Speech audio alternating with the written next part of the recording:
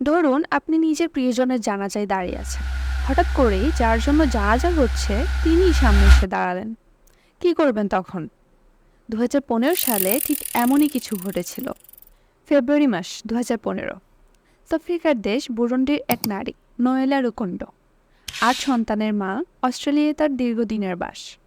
তার সৎ মায়ের অন্ত্যেষ্টিক্রিয়ায় যোগ দিতে হঠাৎই তাকে বুরুন্ডিতে ফিরে যেতে হয়। কিন্তু দুর্ভাগ্যবশত নয়েলা একটি মর্মান্তিক দুর্ঘটনায় মারা যায়। অস্ট্রেলিয়ায় থাকা তার পরিবার এবং বন্ধুরা ধরেই নিয়েছিল তারা আর কখনো নয়েলাকে দেখতে পাবে না। তাই সেখানেই তার জানাজার আয়োজন করা হয়। সেদিন সন্ধ্যা প্রায় 7:30। নয়েলার স্বামী বালেঙ্গা শেষ অতিথিদের বিদায় জানিয়ে ভিতরে ফিরে যাচ্ছিলেন। এমন সময় ঘটে অলৌকিক এক ঘটনা। তিনি দেখলেন সামনেই দাঁড়িয়ে আছেন নয়েলা, একদম দিনের আলোর মতন স্পষ্ট। বালেঙ্গা হতভম্ব হয়ে যায়, কিন্তু নোয়েলা শুধু মুচকি হেসে বলেন, সারপ্রাইজ। কিভাবে এমনটা সম্ভব? নোয়েলা কি সত্যি মৃত্যুর ফিরে এসেছিল? উত্তরের জন্য কয়েকদিন পিছনে ফিরে যেতে হবে আমাদের। ফেব্রুয়ারি 17 তারিখ, তার সৎ মায়ের অন্ত্যেষ্টিক্রিয়ার পরের সন্ধ্যায়। নোয়েলা ক্লান্ত এবং আবেগপ্রবণ অবস্থায় একটু সতেজ বাতাস নিতে বাইরে হাঁটতে বের হন। হঠাৎই তিনি খেয়াল করলেন একজন লোক তার দিকে বন্দুক নিয়ে এগিয়ে আসছে। নোয়েলা এতটাই আতঙ্কিত হয়ে পড়েন যে কিছু ভাবার আগেই তার হাত তুলে আত্মসমর্পণ করেন। এরপর বন্দুকধারী তাকে তুলে নিয়ে যায় একটি গাড়িতে। গাড়ির ভেতরে থাকা বাকিরা কালো স্কার্ফ দিয়ে তার চোখ বেঁধে ফেলে। তাকে নিয়ে যাওয়া হয় একটি অন্ধকার গোদামে। তারপর তার হাত পা বেঁধে ফেলা হয়।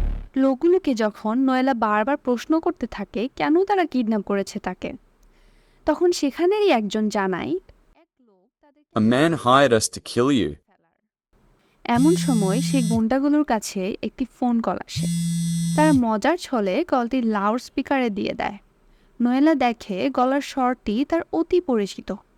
পরক্ষণেই বুঝতে পারে এটি তার স্বামী বালেঙ্গার স্বর। Balenga. এবং এটিও বুঝতে বাকি থাকে না এই সবই বালেঙ্গার চক্রান্ত। তার নিজের স্বামী তাকে খুন করার জন্য লোক ভাড়া করেছে, কারণ সে ভেবেছিল নয়লা হয়তো তাকে প্রতারণা করছে।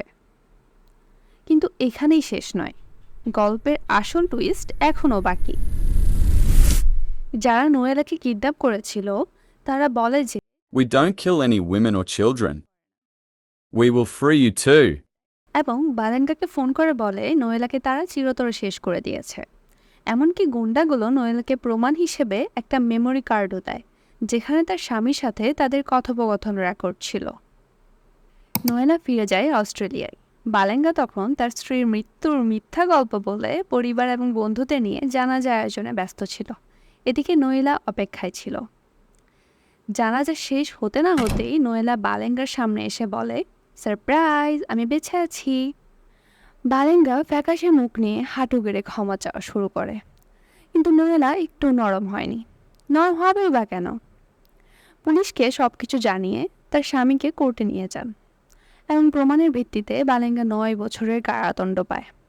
তো বন্ধুরা, ভূত ছিল না এই গল্পে, কিন্তু বালেঙ্গা মনে হয় স্ত্রীর জায়গায় ভূতকেই বেশি প্রিফার করত এই অবস্থায়। এটা ছিল একটি সত্যিকারের ঘটনা, এবং এমন অবিশ্বাস্য ঘটনাগুলো আরও শেয়ার করব, তাই সাবস্ক্রাইব করতে ভুলবেন না কিন্তু।